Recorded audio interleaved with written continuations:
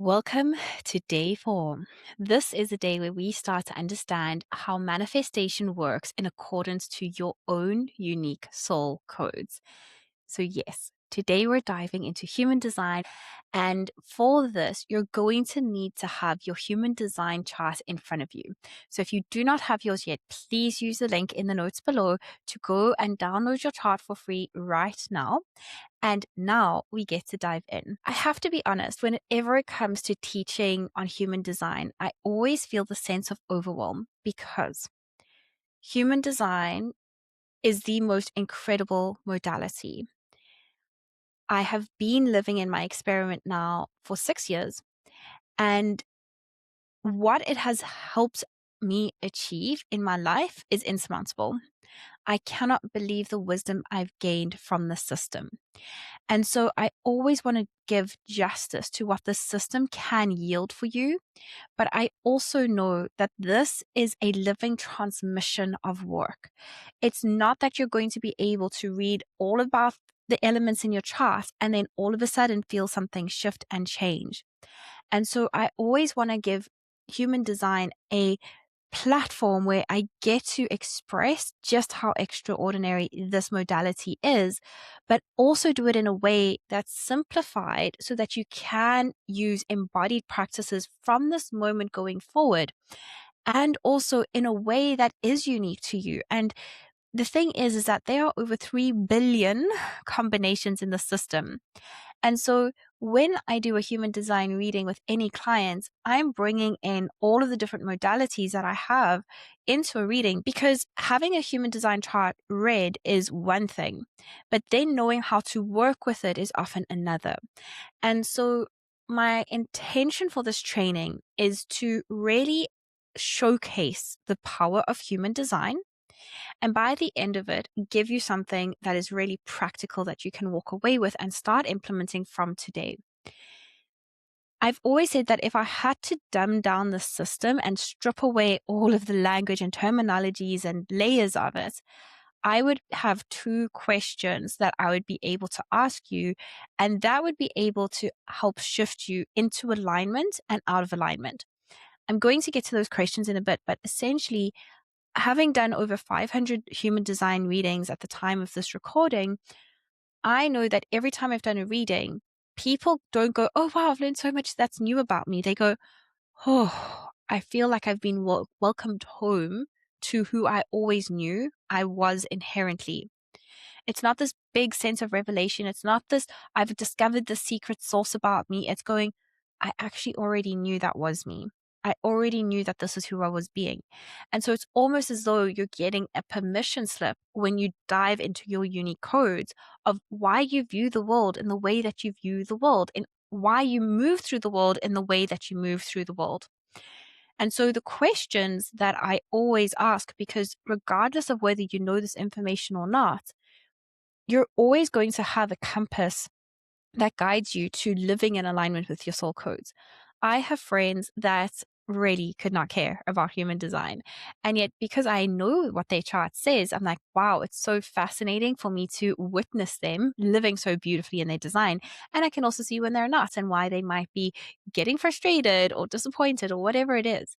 And when I started really embodying and living in my design, I was like, oh, I was actually naturally already doing that.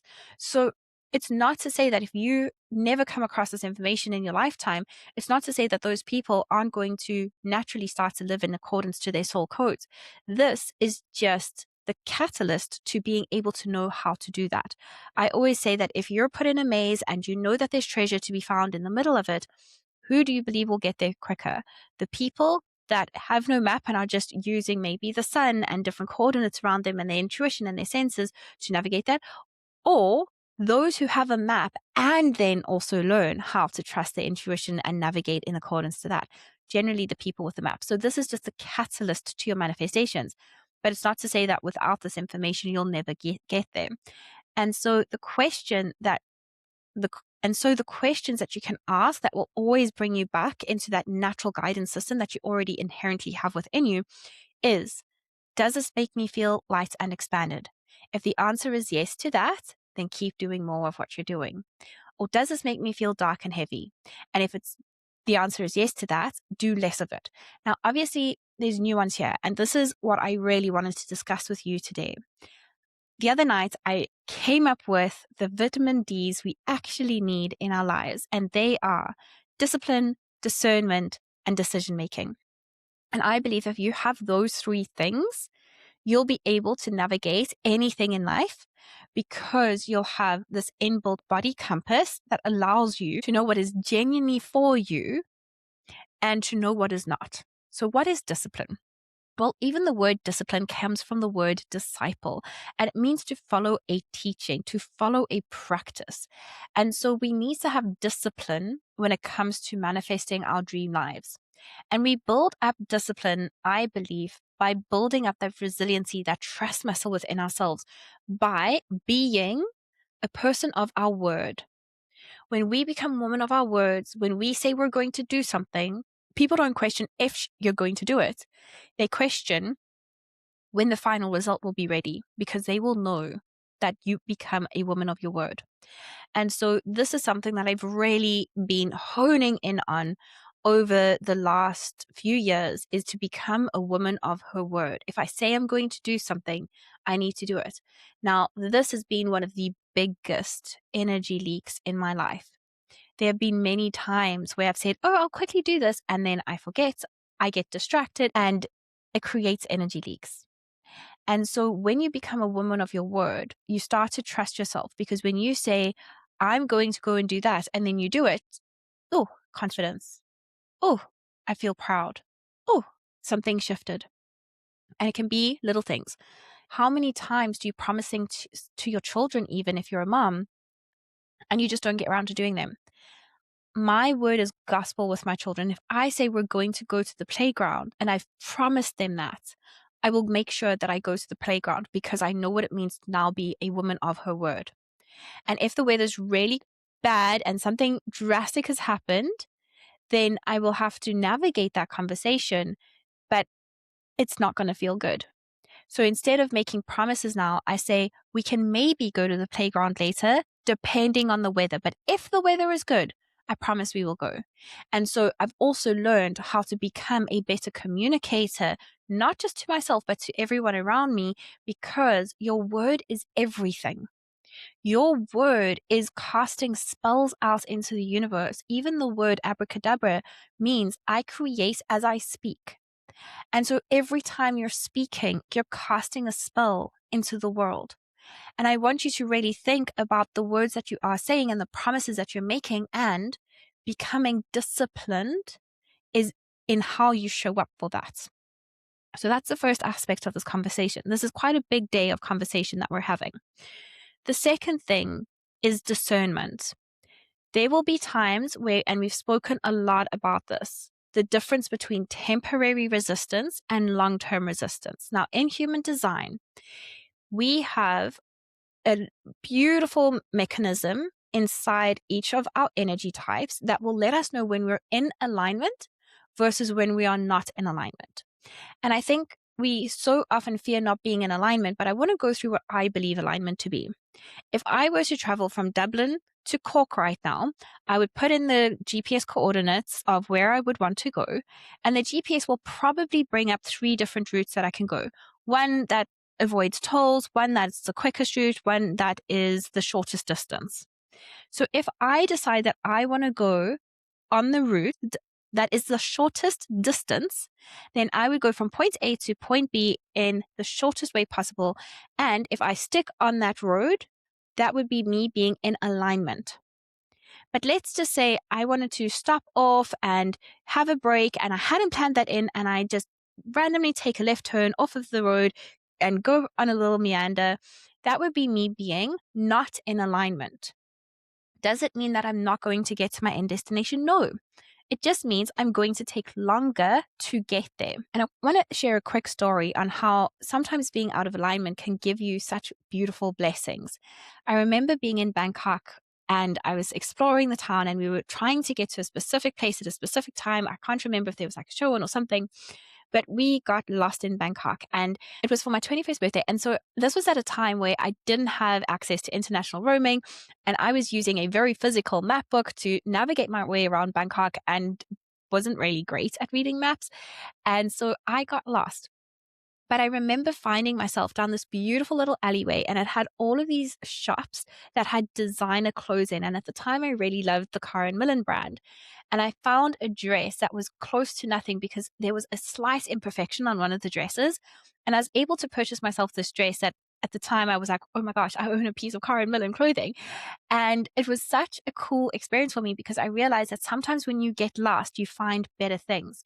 And so I believe that when we're not in alignment, we're actually gaining all the blessings. It's the challenge section of the manifestation of where we're, going through the void, but we might be learning something to expand ourselves to be the energetic container. And so when we are in alignment, all it means is that we're going from point A to point B in the fastest time possible. Now, with that information, we know that human design can show you specifically when you're in alignment versus when you're not in alignment. And that is your signature theme and your not self theme.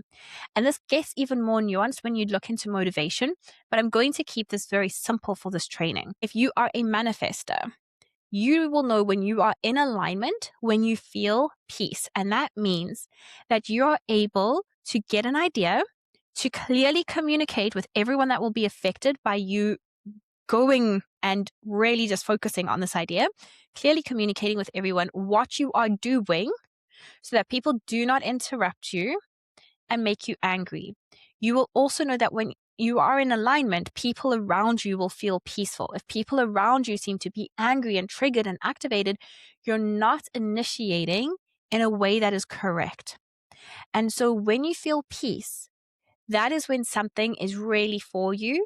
But when you're on the pathway to bringing in your manifestations and you find yourself getting angry along the way and people around you are angry, that is when you have to have the discernment to understand what is it that's making you angry. And is this something that could be a quick fix? Like, oh, I just haven't communicated with these people effectively. Or is it maybe a bigger thing where you feel that you can't communicate with people because you've been living in the shadow of the voice that you have and you're really scared to express yourself? And that's what discernment is. Really understanding, is this temporary or is this long term? Is this temporary resistance and I just have a slight fear right now? Or is this genuinely something that isn't for me? If you're a generator or manifesting generator, you will know when you are in alignment, when you feel a deep sense of satisfaction. And you will feel that deep sense of satisfaction because you are lit up by the work that you are doing. To put this challenge together, I've had genuinely the most amount of fun. I've also been working until sometimes 1:00 in the morning to edit the content, to plan it out. I do not feel tired because I'm so lit up by what I'm doing. But I also know that after this challenge, I'm going to take a well-deserved rest and just step off the business for a little bit in terms of pushing myself into the evenings. But when you feel that sense of satisfaction, you are in alignment. When you start to feel frustrated, something needs to change. There are 3 types of frustration that I believe you will experience as a generator or manifesting generator. And I do have an extra YouTube video on that. I will link it below if you are wanting to know a little bit more about the frustrations that you will experience. But essentially, you need to understand what frustration you're experiencing to be discerning on whether it's long-term frustration or short-term. I always use the example of the dishes. I do not like doing dishes. That brings me frustration. However, having a beautiful, clean home makes me feel incredibly satisfied. So I will push past the temporary frustration of doing the dishes so that I can have a beautiful home. And of course, there are other things that you can navigate there, like, can you get a dishwasher? Yes, great. That will help with the dishes, for example. And so that is what I want you to start seeing. When you're in your not self theme, you're asking yourself better questions because your quality of your life is determined by the quality of the questions that you ask yourself. And that is what discernment is. Am I buying into the temporary state of being, or am I building resilience to push through? But if you're in your not self theme and it's something that's a genuine, this is not right for you, how can you let it go? If you are a projector, Your signature theme is feeling success, and you will feel success when you learn how to deeply recognize yourself. Projectors have this beautiful superpower of being able to deeply see into every single person that they come into contact with. A projector's kryptonite, however, though, is that they sometimes lack that own self-awareness. So a projector that is able to deeply recognize themselves, and when I say recognize themselves, I'm not just talking about the skill set that you have. I want you to recognize every part of you, and that includes your light and your shadow. It includes what you inherently have within you, like your kindness, your generosity, your beautiful, obsessive nature. Projectors are obsessive creatures by nature, because when you discover something, you want to go so deep into it, because that is how a projector gains their wisdom that they then want to be invited to share with the world. And if you do not share it at the correct time with the correct people that actually want to hear it, you will fall into bitterness, and you will find that you're basically giving unsolicited advice all of the time. And when nobody hears you, you will feel misunderstood, disenchanted with life, and that is when you fall into bitterness. And so bitterness is asking you, are you bitter because you're not waiting for the right invitations, or because you feel like you're being misunderstood and you're not heard, and you've taken that as a sign that you're not meant to do your manifestations? And so if that is you, what I would always guide a projector on is going, how can I sit in this void and start preparing myself to receive the correct invitation? If you wanted to become a published author, for example, how could you start writing 300 words a day?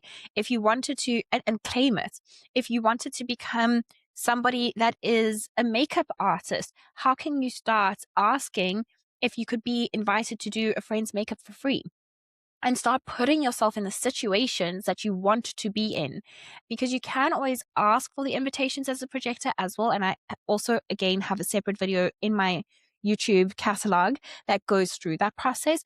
But essentially, as a projector, you want to also be allowing yourself to get into the environment where you are preparing for the invitation to come. And that's a discernment you need to have.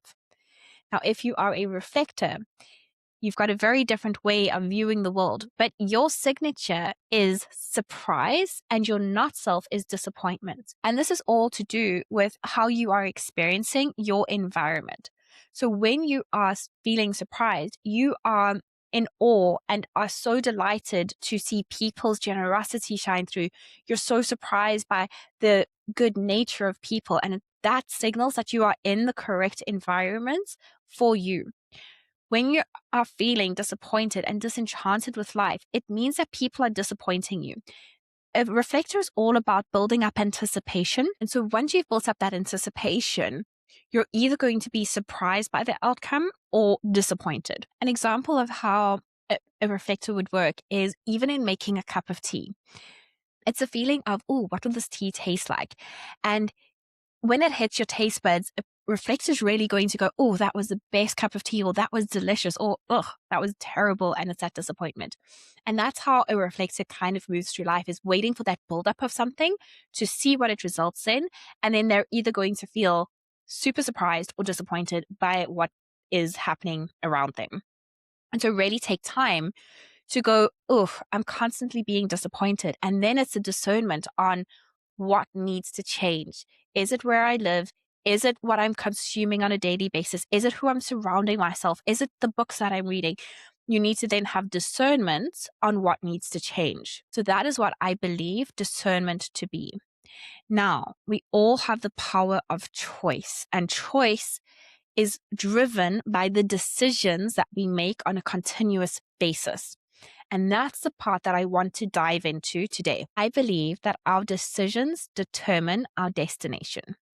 And essentially, we're making decisions on a daily basis of everything in our lives. One of the modalities that is intertwined within human design is the Kabbalah. And one of the practices is to constantly assess what you are choosing. And I know very often it feels like we don't have choice. Many people that come into my world will always have at the core of what they're wanting to manifest the feeling of freedom. And I believe that we feel like we're trapped most of the time because we don't have choice. So the way that the world works is that we need financial resources in order to have homes and clothing and water and shelter and all of the basic needs that we spoke about in day one. And what that looks like then is that it results in us needing to do work in order to receive resources, in order to make sure our basic needs are met and that we can actually survive in life. Now, very often we believe that we don't have choice in what we want to do in the workplace.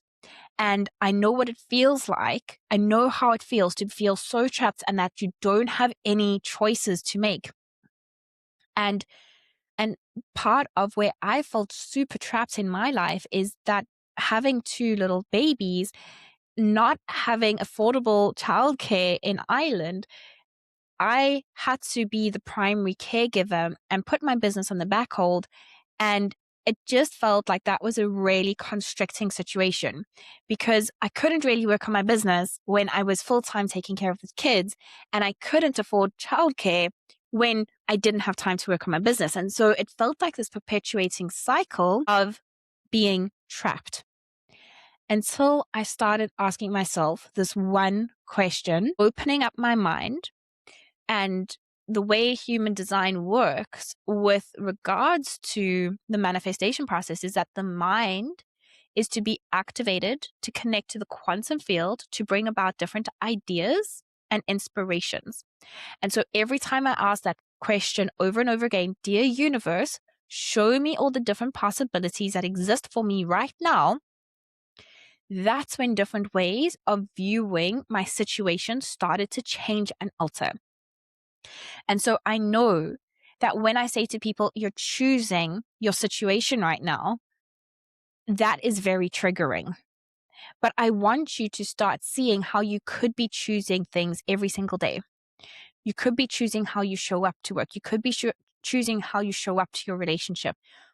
It's so easy to make small tweaks. Something that makes me quite sad in my heart is to see people celebrating their revenge buddies and their revenge that and the revenge this. And I always think to myself, but if a person is able to do that when they reach their rock bottom, why couldn't they do that in a relationship, for example? And I know that that's a big concept to contemplate, and I don't always know everybody's situation. But the reason why it makes me so sad is because sometimes you can start doing little things every day that would make a big impact. If you are somebody that is married or have a partner, how about instead of when they get home, emotionally dumping on how bad your day was, feeling excited to see them, going, even though I've had a shit day, I get to see you, and I'm so excited for that. Everything becomes a choice and a decision. How you feel in the moment, how you're reacting to certain things. When you're feeling overwhelmed, when you're feeling frustrated, it is a decision to choose your reaction in that moment. And it's not to say don't feel.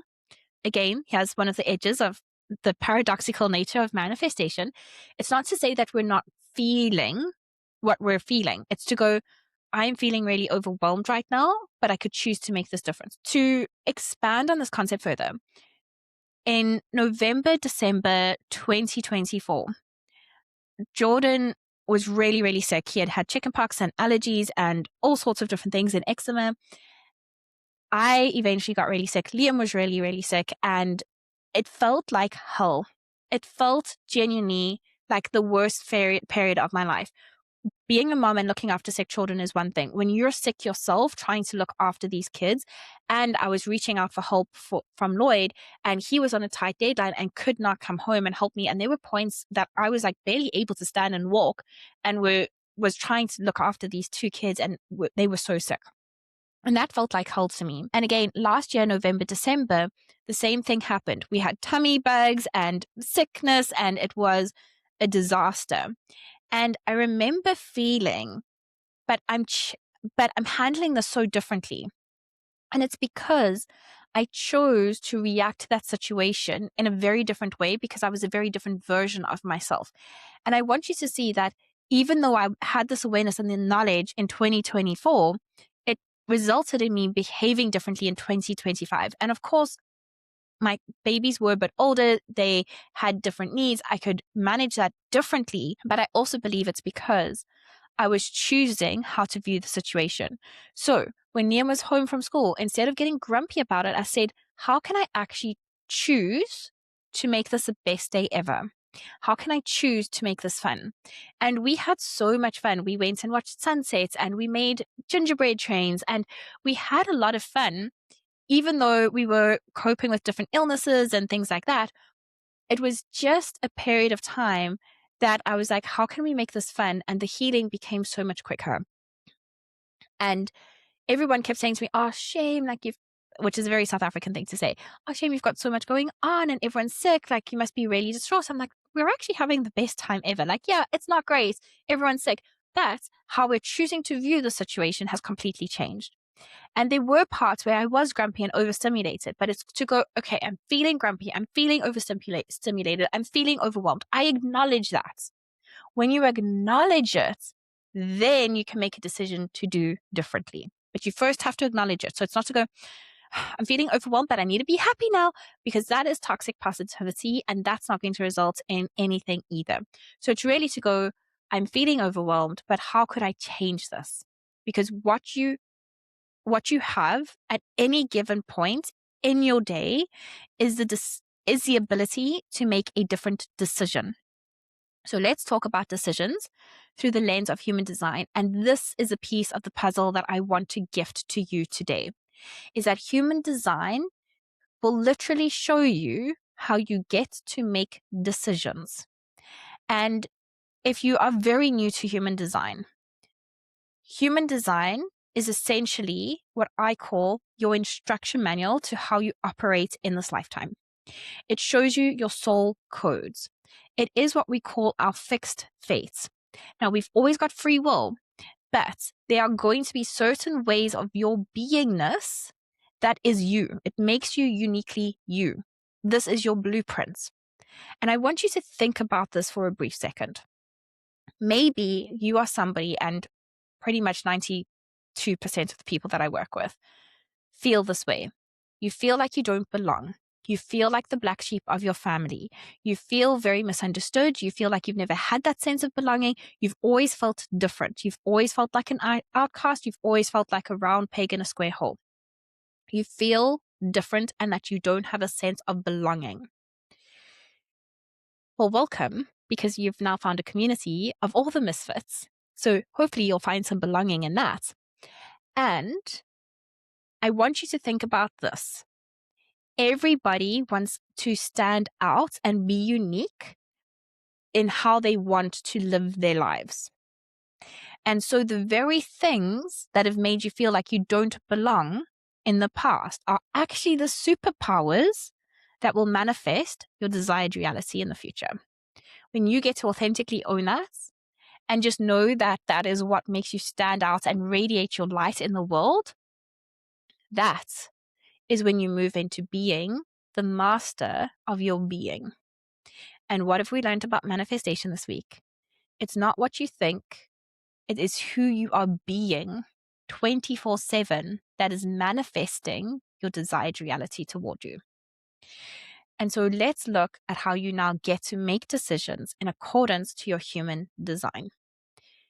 We're starting off with the emotional authority. If you have an emotional authority, 50% of the population has one. And so you are governed by your emotions, which could probably be new information if this world of human design isn't something that you're too au fait with. Now, when I first found out that I'm here to make decisions with my emotions, I was like, whoa, hold up. I've been told that I'm overly emotional, that my emotions are a roller coaster. Now you're telling me that I need to make decisions with my emotions. But essentially, we're here to be deep feeling people and to feel our emotions, because our emotions are always guiding us. And so when something comes up for you, think about how you feel. But you're going to need space to feel all of the different waves of emotions. So you are somebody that has in the past said yes too quickly to the things that have come up for you, and have then said yes to things that you actually wanted to say no to. And so you need space to make decisions. Because what will happen is this. If somebody phones you up and says, hey, do you want to go on this coffee date? And you go, yes. And then you're like, oh man, I should have said no. I've got this on and that on, but now I'm being a woman of my word. And now I've said yes. And now I have to show up.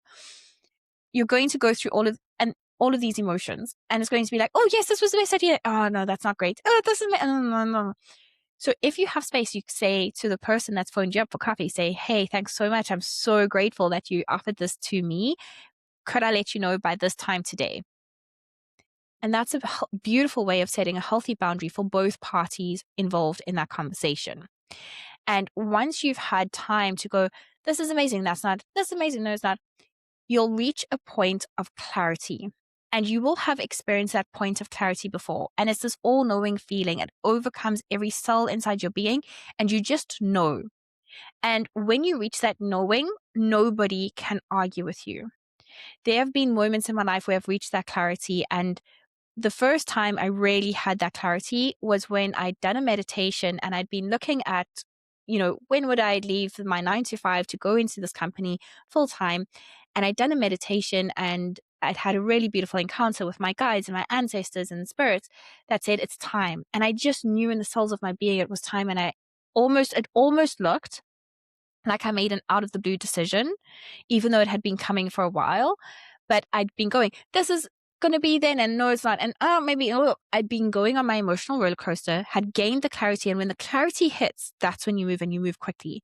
So once that clarity had hit, I went into work the very next day and had resigned. And that was when I didn't know about this information. But when I did know about this information was a time in my second pregnancy. I had had a really intense first birth, and it had resulted in an emergency C-section. And because I'd spent 36 hours in labor, then having an emergency C-section, I was pretty wrecked for a couple of months after my birth. And I didn't want to go through the same process again. And there were certain things that were non-negotiables for me. And I'd even said, like, if that were the case, like, rather just give me a cesarean. I wouldn't want to go down that route. And for the longest time, I was kind of swinging the pendulum. I really did desire to have a VBAC. That was my whole goal. I'd done the courses, the training, the hypnotherapy, the breathing techniques, all of the things to have my VBAC. But the day before Jordan was born, I went into a consultant's room and I had this wave of clarity wash over me, where I knew in the heart of my heart, in the cells of my being, that the best way forward for baby and me was to have an elected C-section. And not for a single second have I ever thought, what if? Because I had that clarity and I knew what that clarity felt like. And I even had good friends at the time that are in the birthing world that decided to completely ignore me because of the decisions that I had made. And never once did I go, maybe I should have done something different here. I didn't worry about the fear of judgment from others. I didn't worry about their reactions to me because I had so much solidness within myself from making this decision. And this is a gift that human design will give you. And so if you have an emotional authority, I want you to become aware of your emotions and when you're riding the wave and what that clarity feels like. And do it with small decisions at first. So perhaps there's a new pair of shoes that you would like to buy. Put them in your shopping carts and go, how do I feel about them today? Actually, no, I really need them. No, Go through all of those feelings. And when there's that point of clarity of, this is actually not a purchase that I need to make, I'd rather save the money, then go and do that. Or these are a pair of shoes that I just can't stop thinking about. They would make me feel so glamorous, or they are so needed right now. Buy the shoes. So start off with small things, then you can go into bigger things. If you have a sacral authority or a pure authority, it means that you're a generator or a manifesting generator. And manifesting generators and generators can also have an emotional authority. But if you have a sacral authority, you are 100% a generator or manifesting generator. And you have a full body, visceral reaction to things. And it's pretty instantaneous. So this is where, again, human design becomes nuanced, because I am a generator. So I still feel this, even though I'm an emotional authority. And it means that I still always have to trust my emotional authority above everything else. But I still have this as a secondary authority. That's a bit more nuanced.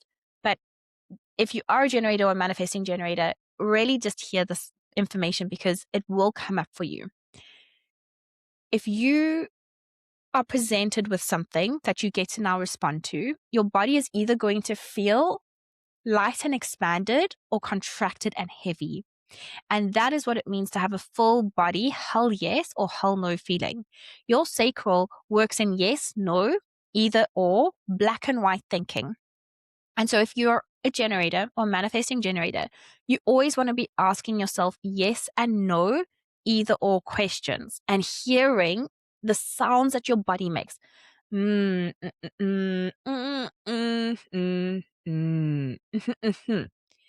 is how you make decisions, not logically, not by speaking it, by feeling it in the gut of your being. Now, the reason why a lot of generators and manifesting generators first struggle to hear their gut is because very often generators and manifesting generators have suppressed their sacral urges. And so suppressing your sacral urges looks like overeating, undereating, overexercising, underexercising, and even not giving credit to your sexual desires. The sacral governs sexuality, governs sexual desires. And so if you are not meeting your sexual needs there too, that could be why you're not able to hear that. It is a journey. And I want you to start with very simple questions. Do I want oats for breakfast or do I want avocado on toast? And see which one your body is feeling more expanded towards. If you have a choice of vitamins and you're like, I don't know which multivitamin to choose, the next time you're in the pharmacy and you've got this world of choices, go and pick up the bottles and feel, make decisions that way. Make decisions with things that won't have a great impact on your life. And that is also, again, how you will build more trust with yourself. And then you can start to ask yourself, should I be moving to Australia or Singapore? That's when you can ask bigger questions, but start off with the little things first. If you have a splenic authority, this is a very gentle whisper that comes up once and it vanishes. Every time I've spoken to somebody with a splenic authority, they've already experienced that whisper of their soul. It's a very soft, gentle whisper. And you might be waking up one day and it's saying, you should become a vegetarian. You have to trust and listen to that. Now, that whisper is obviously something that comes out of the blue. It comes up once. And so how do you make decisions then moving through everyday life? Well, it's to understand how the spleen works. And the spleen governs our health, our fears, our immunity, our survival.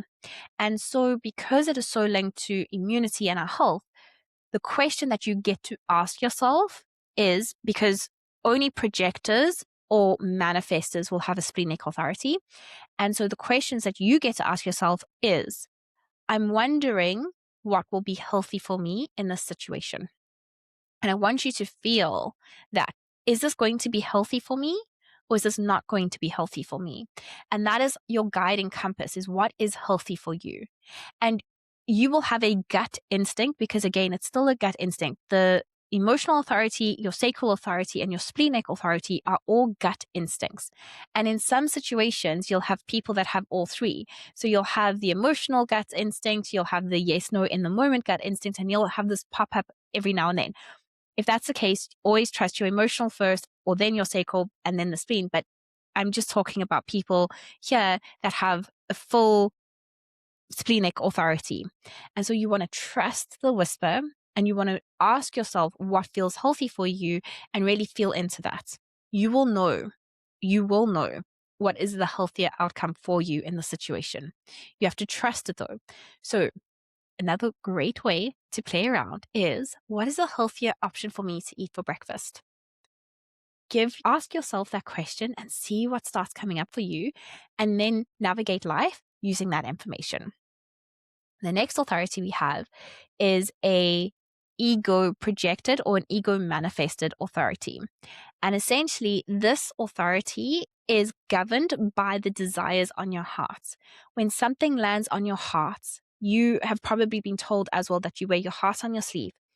You will just have this heart's desire and go for it. And that is how this authority works. So you really have to start asking, what are my heart's desires? And can I honor them And can I go for it? Now, if you have an ego manifested authority, you're very rare. In fact, you fall into 3% of the world's population. And you are the only type of human design person that can have an idea and run with it instantaneously. Every other type of human design configuration needs a little bit of space to make a decision. And once they've made their decision, then they can run with it. But an ego manifester, you're the only type that when you get an idea, you can run with it as long as you've communicated with other people. With a projector, once you have the heart's desire, you still need to be invited into doing what it is that you do. But your heart is going to guide you to the right places always. Always, always, always. A great thing to practice with a heart, I sometimes call it the heart authority, but a great practice to use as an ego authority is mind-heart coherence. This is a practice by Dr. Joe Dispenza. And just breathing into your heart space, even placing your hand on your heart right now and breathing into it, going 3 times, you're going to feel energy expanding in that space. Very often, though, we get told you have to think with your head and not your heart. And that is going to be something that you need to overcome. So again, how you get to navigate life using this authority is going, what is on my heart for breakfast right now? And just lean into that, see what happens, and see the more you can connect to your heart, the desires that you have for your heart, you're going to see different things unfolding for you in your life. The next authority we have is a self-projected authority. Now, this is a very interesting authority because the next 3 authorities kind of all have a very similar strategy, but they're still unique in their way. So your authority is governed by your identity center. And the identity center is a center for lovability, direction, and purpose and pathway in life. And it's all about honoring that. And so a lot of the times that the people that do have self-projected authorities are people that deeply question their lovability in life and their purpose and their passion and their flow. And the way you will be able to understand what your purpose and direction and lovability is in life is by having conversations with others. So we're going into self-projected, mental, and lunar authority here. And for all 3 of those authorities, you are going to need to have a curated group of friends that you get to have conversations with, because you need to be able to bounce ideas off of them and see it reflected back to you. And for you, if you have the self-projected authority, a question that you get to ask is, does this aid the bigger vision I have for my life? And so if you're looking at the breakfast, for example, go and ask yourself, what is going to aid where I'm going in life? Is it going to be the oats or is it going to be the avocado toast? And I know that that seems strange, but just try it out. Try it out and really think about who you get to talk to about the decisions that you make. Now, it's not about taking other people's advice. This is very important for all the next 3 authorities. It's not about taking people's advice. It's simply going, they have said this. How do I feel about this in that moment? And you will know. It's this knowing, that actually is for me. No, that isn't for me. And so know that it's not about taking other people's advice. It's about seeing things reflected through them, because what you're going to be doing is with the curated group of friends and circle, you're going to be bouncing off of their gut instincts, because this is how human design works and why I say we always have all of the charts. When you're in contact with somebody that is a generator and you're a projector, you're going to have access to a sacral authority in that moment. And that's when you'll be able to use your gut instinct. But you don't always have consistent access to the gut instinct. So can you start to see how we get to borrow off of other people's energy?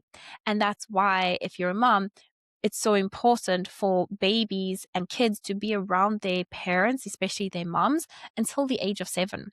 So the next authority is a mental authority. And again, if you have this, you're a projector, and a very rare type of projector. There are very few people now that have the next 2 authorities. So mental or environmental or no authority, because sometimes depending on which chart you look at, it will have one of those names.